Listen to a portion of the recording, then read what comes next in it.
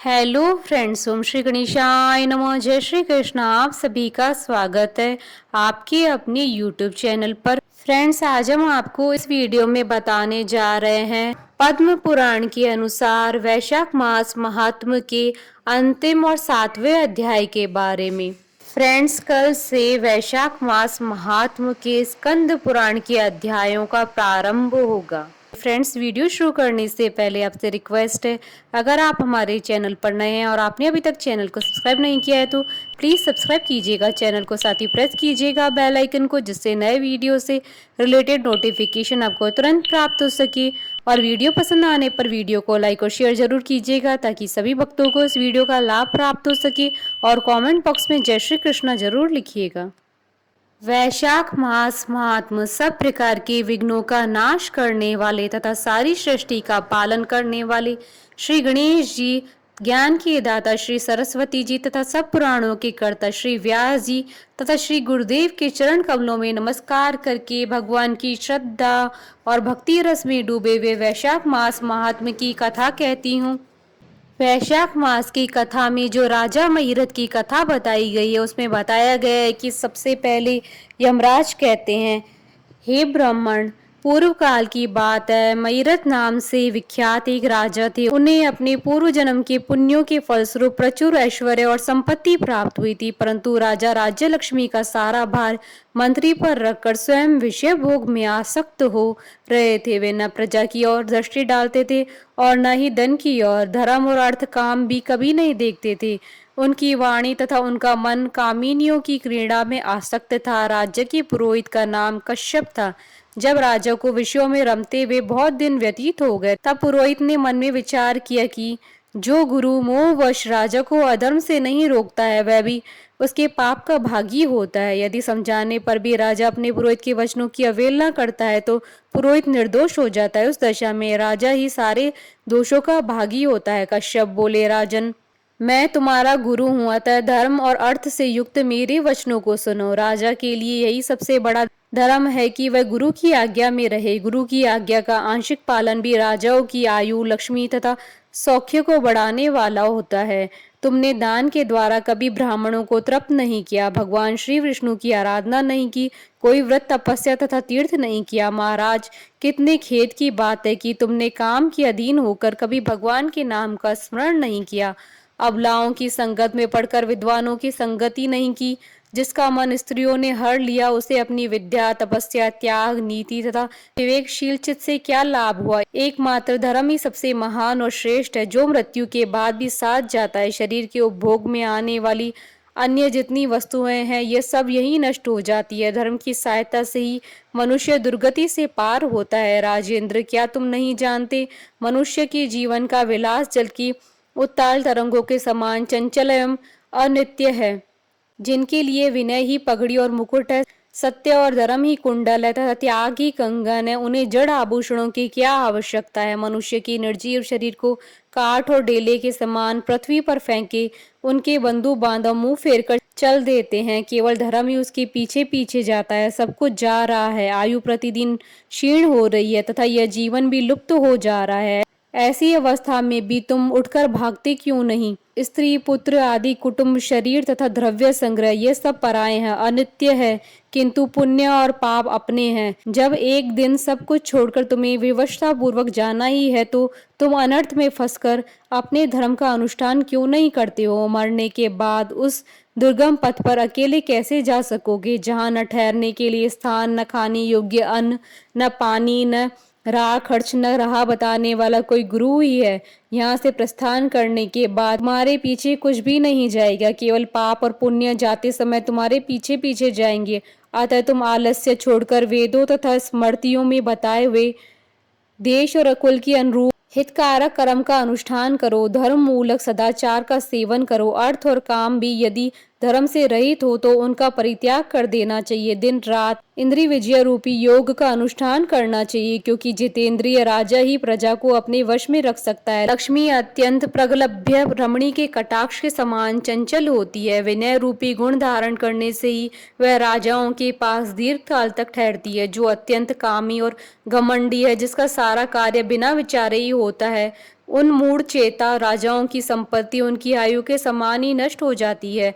व्यसन और मृत्यु इनमें व्यसन को ही कष्टदायक बताया गया है। व्यसन में पड़े हुए राजा की अधोगति होती है और जो व्यसन से दूर रहता है वह स्वर्गलोक में जाता है। व्यसन व दुख विशेषतः काम से ही उत्पन्न होते हैं, अतः काम का परित्याग करो। पापों में फंस जाने पर वैभव व भोग स्थिर नहीं रहते हैं, वह शीघ्र ही नष्ट हो जाते हैं। चलते रुकते जागते सोते समय भी इसका चित्त विचार में संलग्न नहीं रहता है, वह जीते जी मरे तुल्य है। विद्वान पुरुष विषय चिंता को छोड़कर समतापूर्ण स्थिर व व्यवहारिक युक्ति से परमार्थ का साधन करते हैं। जीव का चित्त बालक की भांति चपल होता है, अतः उसे बलपूर्वक काम लेना चाहिए। राजन, धर्म के तत्वदर्शी वृद्ध पुरुषों की बुद्धि का सारा ले पराबुद्धि के द्वारा अपने कुपथगामी चित्त को वश में करना चाहिए। लौकिक धर्म, मित्र, भाई, बंधु, हाथ पैरों का चलना, देशांतर में जाना, शरीर से कलेश उठाना तथा तीर्थ के लिए यत्न करना आदि कोई भी परम पद प्राप्ति में सहायता नहीं कर सकते। केवल परमात्मा में मन लगाकर उनका नाम जप करने से ही उस पद की प्राप्ति होती है। इसलिए राजन, विद्वान पुरुष को उचित है कि वह विषयों में प्रवृत्त हुए चित्त को रोकने के लिए यत्न करे। यत्न से वह अवश्य ही वश हो जाता है। यदि मनुष्य मोह में पड़ जाए और स्वयं विचार करने में असमर्थ हो जाए तो उसे विद्वान सुहृदों के पास जाकर प्रश्न करना चाहिए। वे पूछने पर यथोचित कर्तव्य का उपदेश देते हैं। कल्याण की इच्छा रखने वाले को हर एक उपाय से काम और क्रोध का निग्रह करना चाहिए, क्योंकि वे दोनों ही कल्याण का विघात करने के लिए उद्यत रहते हैं। हे राजन, काम बड़ा बलवान है, वह शरीर के भीतर रहने वाला महान शत्रु है। श्रेय की अभिलाषा रखने वाले पुरुष को उसके अधीन नहीं बोलना चाहिए, अतः विधि पूर्वक पालन किया हुआ धर्म ही सबसे श्रेष्ठ है। इसलिए तुम धैर्य धारण करके धर्म की आचरण करो। यह श्वास बड़ा चंचल है, जीवन उसी के अधीन है। ऐसी स्थिति में भी कौन मनुष्य धर्म के आचरण में विलंब करेगा। राजन, जो वृद्धावस्था को प्राप्त हो चुका है उसका चित्त भी इन निषिद्ध विषयों की ओर नहीं हटता। हाय, यह कितनी शोक की बात है पृथ्वीनाथ, इस काम के मोह में पड़कर तुम्हारी सारी उम्र व्यर्थ बीत गई है। अब भी तो अपने हित के साधनों में लगो। राजन, तुम्हारे लिए सर्वोत्तम हित की बात कहता हूँ, क्योंकि मैं तुम्हारा पुरोहित और तुम्हारे भले बुरे कर्मों का भागी हूँ। मुनीश्वरों ने ब्रह्म हत्या, सुरापान, चोरी, गुरुपत्नी गमन आदि महापातक बताए हैं। उनमें से मनुष्यों द्वारा मन, वाणी और शरीर से भी किए हुए जो पाप है उन्हें वैशाख मास समाप्त कर देता है। जैसे सूर्य अंधकार का नाश करता है, उसी प्रकार वैशाख मास पाप रूपी महान अंधकार को सर्वथा नष्ट कर डालता है। इसलिए तुम विधि पूर्वक वैशाख का व्रत पालन करो। राजन, मनुष्य वैशाख मास की विधि के अनुष्ठान द्वारा होने वाले पुण्य के प्रभाव से जन्म भर के लिए घोर पापों का परित्याग करके परम धाम को प्राप्त होता है। इसलिए महाराज, तुम भी इस वैशाख मास में प्रातः स्नान करके विधि पूर्वक भगवान मधुसूदन की पूजा करो। जिस प्रकार कूटने छांटने की क्रिया से चावल की भूसी छूट जाती है, मांजने से तांबे की कालिक मिट जाती है, उसी प्रकार शुभ कर्म का अनुष्ठान करने से पुरुष के अंतःकरण का मल धुल जाता है। राजा ने कहा, सौम्य स्वभाव वाले गुरुदेव, आपने मुझे वह अमृत पिलाया है जिसका आविर्भाव समुद्र से नहीं हुआ है। आपका वचन संसार रूपी रोग का निवारण तथा दुर्व्यसनों से मुक्त करने वाला द्रव्य भिन्न औषध है। आपने कृपा करके मुझे आज इस औषध का पान कराया है। विप्रवर सत्पुरुषों का समागम मनुष्य को हर्ष प्रदान करने वाला है, उनके पाप को दूर भगाने वाला तथा जरा मृत्यु का अपहरण करने वाली संजीवनी बूटी है। इस पृथ्वी पर जो जो मनोरथ दुर्लभ माने गए वे सब यहाँ साधुओं के प्रसंगों के संग से प्राप्त हो जाते हैं। जो पापों का अपहरण करने वाली सत्संग की गंगा में स्नान कर चुका है, उसे दान, तीर्थ सेवन, तपस्या तथा यज्ञ करने की क्या आवश्यकता है। प्रभु, आज के पहले मेरे मन में जो जो भाव उठते थे वे सब केवल काम सुख के प्रति लोभ उत्पन्न करने वाले थे, परंतु आज आपके दर्शन से तथा वचन सुनने से उसमें विपरीत भाव आ गया है। मूर्ख मनुष्य एक जन्म के सुख के लिए हजारों जन्मों का सुख नष्ट करता है और विद्वान पुरुष एक जन्म से हजारों जन्म मना लेता है। हाय हाय, कितनी खेद की बात है कि मुझ मूर्ख ने अपने मन को सदा काम जनित रस के अवसादन सुख में ही फंसाए रखने के कारण कभी कुछ भी आत्म कल्याण का कार्य नहीं किया। अहो, मेरे मन का कैसा मोह है जिससे मैंने स्त्रियों की फेर में पड़कर अपनी आत्मा को घोर विपत्ति में डाल दिया, जिसका भविष्य अत्यंत दुखमय है, जिसे पार पाना बहुत कठिन है। भगवान, आपने स्वतः संतुष्ट होकर अपनी वाणी से आज मुझे मेरी स्थिति का बोध करा दिया। अब उपदेश देकर मेरा उद्धार कीजिए। पूर्व जन्म में मैंने कोई पुण्य कर्म किया था जिससे आपने मुझे बोध कराया है। विशेषतः आपके चरणों की धूलि से आज मैं पवित्र हो गया हूँ। वक्ताओं में श्रेष्ठ, अब आप मुझे वैशाख मास की विधि बताइए। कश्यप जी बोले, राजन, बुद्धिमान पुरुष को चाहिए कि वह बिना पूछे अथवा अन्याय पूर्वक पूछने पर भी किसी को उपदेश न दे। लोक में जानते हुए भी जड़वत अनजान की भांति आचरण करे, परंतु विद्वानों, शिष्यों, पुत्रों तथा श्रद्धालु पुरुषों को उनके हित की बात कृपा पूर्वक बिना पूछे भी बतानी चाहिए। राजन, इस समय तुम्हारा मन धर्म में स्थित हुआ है, अतः तुम्हें वैशाख स्नान की उत्तम व्रत का पालन कराऊंगा। तदंतर पुरोहित कश्यप ने राजा महिरथ से वैशाख मास में स्नान, दान तथा पूजन कराया।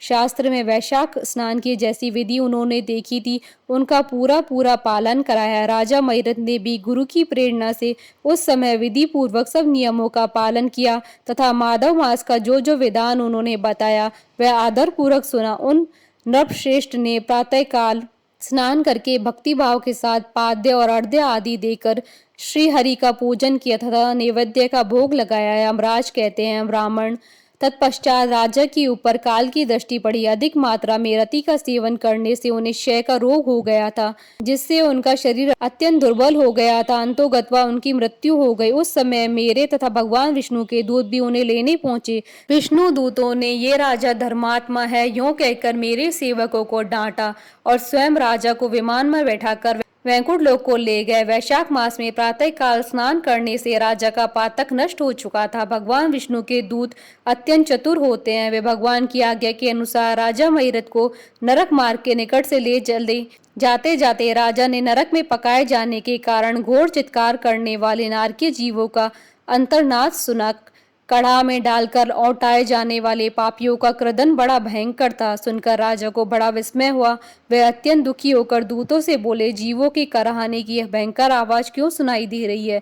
इसमें क्या कारण है? आप लोग यह सब बताने की कृपा करें। विष्णु दूत बोले, जिन प्राणियों ने धर्म की मर्यादा का परित्याग किया है, जो पापचारी एवं पुण्यहीन, वे तामस्त्र आदि भयंकर नरकों में डाले गए हैं। पापी मनुष्य प्राण त्याग के पश्चात यमलोक के मार्ग में आकर भयानक दुख भोगते हैं। यमराज के भयंकर दूत उन्हें इधर उधर घसीटते हैं। वे अंधकार में गिर पड़ते हैं, उन्हें आग में जलाया जाता है, उनके शरीर में कांटे चुभाए जाते हैं, उनको आरी से चीरा जाता है तथा वे भूख प्यास से पीड़ित रहते हैं।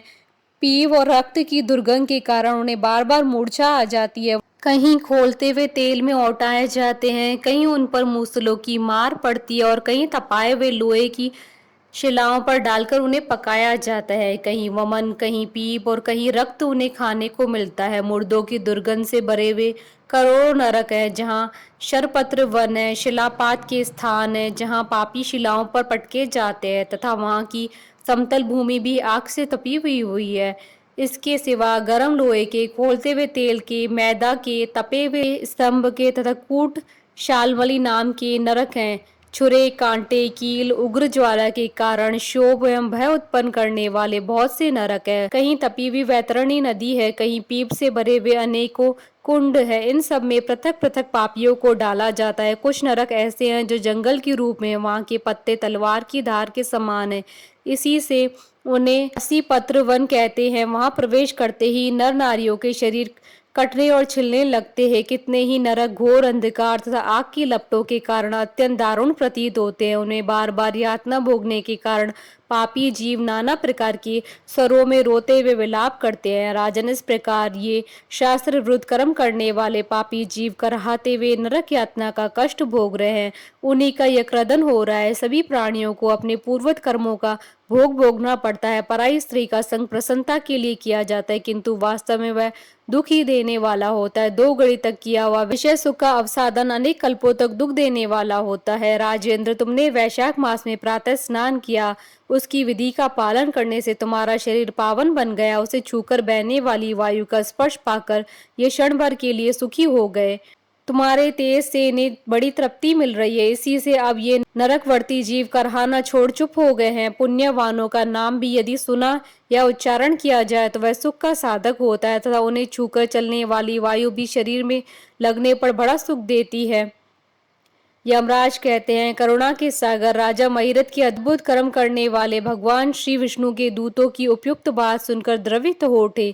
निश्चय ही साधु पुरुषों का हृदय मक्खन के समान होता है, जैसे नवनीत आग की आंच पाकर पिघल जाता है, उसी प्रकार साधु पुरुषों का हृदय भी दूसरों की संताप से संतप्त होकर द्रवित हो जाता है। उस समय राजा ने दूतों से कहा। राजा बोले, इन्हें देखकर मुझे बड़ी व्यथा हो रही है। मैं इन व्यथित प्राणियों को छोड़कर जाना नहीं चाहता। मेरी समझ में सबसे बड़ा पापी वही है जो समर्थ होते भी वेदनाग्रस्त जीवों का शोक दूर न कर सके। यदि मेरे शरीर को छूकर बहने वाली वायु के स्पर्श से ये जीव सुखी हुए हैं तो आप लोग मुझे इसी स्थान पर ले चलिए, क्योंकि जो चंदन वृक्ष की भांति दूसरों के ताप दूर करके उन्हें आनंदित करते हैं तथा जो परोपकार के लिए स्वयं कष्ट उठाते हैं, वे पुण्य आत्माएं संसार में वही संत है जो दूसरों के दुखों का नाश करते हैं तथा पीड़ित जीवों की पीड़ा दूर करने के लिए जिन्होंने अपने प्राणों को तिनके के समान निछावर कर दिया है। जो मनुष्य सदा दूसरों की भलाई के लिए उद्यत रहते हैं, उन्होंने ही इस पृथ्वी को धारण कर रखा है। जहाँ सदा अपने मन को सुख मिलता है, वह स्वर्ग भी नरक के समान है। अतः साधु पुरुष सदा दूसरों के सुख से ही सुखी होते हैं। यहाँ नरक में गिरना अच्छा, प्राणों से वियोग हो जाना भी अच्छा, किंतु पीड़ित जीवों की पीड़ा दूर किए बिना एक ही क्षण में सुख भोगना अच्छा नहीं है। दूत बोले, हे राजन, पापी मनुष्य अपने कर्मों का ही फल भोगते हुए भयंकर नरक में पकाए जाते हैं। जिन्होंने दान, होम तथा पुण्य तीर्थ में स्नान नहीं किया है, मनुष्यों का उपकार तथा कोई उत्तम पुण्य नहीं किया, वे परलोक में आने पर भी घोर नरकों में पकाए जाते हैं। जिनका शील स्वभाव दूषित है, जो दुराचारी है, व्यवहार में निंदित है, दूसरों की बुराई करने वाले एवं पापी हैं, वे नरकों में पड़ते हैं। जो पापी अपने मर्म भेदी वचनों से दूसरों का हृदय विदीर्ण कर डालते हैं तथा जो पराई स्त्री के साथ विहार करते हैं, वे नरकों में पकाए जाते हैं। महाभाग भूपाल, आओ अब भगवान के धाम को चलो, तुम पुण्यवान हो, अतः तुम्हारा यहाँ ठहरना उचित नहीं है। राजा ने कहा, विष्णु दूतगण, यदि मैं पुण्यात्मा हूँ तो इस महाभयंकर यातना मार्ग में कैसे लाया गया? मैंने कौन सा पाप किया था तथा किस पुण्य के प्रभाव से मैं विष्णु धाम को जाऊंगा? आप लोग मेरे इस संशय का निवारण करो। दूत बोले, राजन, तुम्हारा मन काम के अधीन हो गया था, इसलिए तुमने कोई पुण्य यज्ञ अनुष्ठान अथवा यज्ञ विशिष्ट अन्न का भोजन नहीं किया, इसलिए तुम्हें इस मार्ग से लाया गया। किंतु लगातार 3 वर्षों तक तुमने अपने गुरु की प्रेरणा से वैशाख मास में विधि पूर्वक प्रातः स्नान किया तथा महापापों और अति पापों की राशि का विनाश करने वाले भक्त वत्सल विश्वेश्वर भगवान मधुसूदन की भक्ति पूर्वक पूजा की। यह सब पुण्यों का सार है। केवल एक ही पुण्य से तुम देवताओं द्वारा पूजित होकर श्री विष्णु धाम को ले जाए जा रहे हो। नरेश्वर, जैसे एक ही चिंगारी पड़ जाने से तिनकों की राशि भस्म हो जाती है, उसी प्रकार वैशाख में प्रातः स्नान करने से पाप राशि का विनाश हो जाता है। जो वैशाख में शास्त्रोयुक्त नियमों से युक्त होकर स्नान करता है, वह हरि भक्त पुरुष अति पापों के समूह से छुटकारा पाकर विष्णु पद को प्राप्त होता है। यमराज कहते हैं, ब्राह्मण, तब दया सागर राजा ने उन जीवों के शोक से पीड़ित हो भगवान श्री विष्णु के दूतों से विनय पूर्वक कहा, साधु पुरुष प्राप्त हुए ऐश्वर्य का, गुणों का तथा पुण्य का ही यही फल मानते हैं कि इनके द्वारा कष्ट में पड़े हुए जीवों की रक्षा की जाए। यदि मेरा कुछ पुण्य है तो उसी के प्रभाव से ये नरक में पड़े हुए जीव निष्पाप होकर स्वर्ग को चले जाएं और मैं उनकी जगह नरक में निवास करूंगा। राजा के ऐसे वचन सुनकर श्री विष्णु के मनोहर दूत उनके सत्य और उदारता पर विचार करते हुए इस प्रकार बोले, राजन, इस दया रूप धर्म के अनुष्ठान से तुम्हारे संचित धर्म की विशेष वृद्धि हुई है। तुमने वैशाख मास में जो स्नान, दान, जप, होम, तप तथा देव पूजन आदि कर्म किए हैं, वे अक्षय फल देने वाले हो गए हैं। जो वैशाख मास में स्नान दान करके भगवान का पूजन करता है, वह सब कामनाओं को प्राप्त होकर श्री विष्णु धाम को जाता है। एक और तप, ध्यान और यज्ञ आदि की शुभ क्रियाएं और एक और विधि पूर्वक आचरण में लाया हुआ वैशाख मास का व्रत हो, यह वैशाख मास ही महान है। राजा, वैशाख मास के एक दिन का भी जो पुण्य है वह तुम्हारे लिए सब दानों से बढ़कर है। दया के समान धर्म, दया के समान तप, दया के समान दान और दया के समान कोई मित्र नहीं है। पुण्य का दान करने वाला मनुष्य सदा लाख गुना पुण्य प्राप्त करता है। विशिष्ट तुम्हारी दया के कारण धर्म की अधिक वृद्धि हुई है। जो मनुष्य दुखित प्राणियों का दुख से उद्धार करता है, वही संसार में पुण्यात्मा है। उसे भगवान नारायण के अंश से उत्पन्न समझना चाहिए। वीर, वैशाख मास की पूर्णिमा को तीर्थ में जाकर जो तुमने सब पापों का नाश करने वाला स्नान, दान आदि पुण्य किया है, उसे विधिवत भगवान श्री हरि को साक्षी बनाकर 3 बार प्रतिज्ञा करके इन पापियों के लिए दान कर दो, जिससे ये नरक से निकलकर स्वर्ग को चले जाएं। हमारा तो ऐसा ही विश्वास है कि पीड़ित जंतुओं को शांति प्रदान करने से जो आनंद मिलता है, उसे मनुष्य स्वर्ग और मोक्ष से भी नहीं पा सकता है। सौम्य, तुम्हारी बुद्धि दया दान में दृढ़ है, इसे देखकर हम लोगों को भी उत्साह होता है। राजन, यदि तुम्हें अच्छा जान पड़े तो अब बिना विलंब किए इन्हें वह पुण्य प्रदान करो जो नरक यातना के दुख को दग्ध करने वाला है। विष्णु दूतों के यूं कहने पर दयालु राजा महीरथ ने भगवान गदाधर को साक्षी मानकर 3 बार प्रतिज्ञा पूर्वक संकल्प करके उन पापियों के लिए अपना पुण्य अर्पण कर दिया। वैशाख मास के एक दिन के ही पुण्य का दान करने से सभी जीव यम यातना के दुख से मुक्त हो गए। फिर अत्यंत हर्ष में भरकर वे श्रेष्ठ विमान पर आरूढ़ हुए और राजा की प्रशंसा करते हुए उन्हें प्रणाम कर स्वर्ग को चले गए। इस दान से राजा को विशेष पुण्य की प्राप्ति हुई। मुनियों और देवताओं का समुदाय उनकी स्तुति करने लगा तथा वे जगदीश्वर श्री विष्णु के पार्षदों द्वारा अभिवंदित होकर उस परम पद को प्राप्त हुए जो बड़े बड़े योगियों के लिए भी दुर्लभ है। द्विज श्रेष्ठ, ये वैशाख मास और पूर्णिमा का कुछ महात्मा जहाँ थोड़े में बतलाया गया, यह धन यश आयु तथा परम कल्याण प्रदान करने वाला है। इतना ही नहीं, इससे स्वर्ग तथा लक्ष्मी की प्राप्ति होती है। यह प्रशंसनीय महात्मा अंतःकरण को शुद्ध करने वाला, पापों को धो डालने वाला है। माधव मास का यह महात्मा भगवान माधव को अत्यंत प्रिय है। राजा महीरथ का चरित्र, हम दोनों का संवाद सुनने पढ़ने तथा विधि पूर्वक अनुमोदन करने से मनुष्यों को भगवान की भक्ति प्राप्त होती है, जिससे समस्त कलेशों का नाश होता है। सूत जी कहते हैं, धर्मराज की यह बात सुनकर वह ब्राह्मणों ने प्रणाम करके चला गया। उसने भूतल पर प्रतिवर्ष स्वयं तो वैशाख स्नान की विधि का पालन किया है ही, दूसरों को भी कराया। यह ब्राह्मण और यम का संवाद मैंने आप लोगों को वैशाख मास के पुण्य में स्नान के प्रसंग से सुनाया है। जो एकचित होकर वैशाख मास के महात्मा का श्रवण करता है वह सब पापों से मुक्त होकर श्री विष्णु के परम पद को प्राप्त करता है। इति श्री पद्म पुराण अंतर्गत वैशाख स्नान महात्म्य संपूर्ण हुआ। बोलिए भगवान विष्णु की जय, सनातन धर्म की जय। हमारे साथ इस वीडियो में अंत तक बने रहने के लिए आपका धन्यवाद। ओम श्री गणेशाय नमः। जय श्री कृष्ण।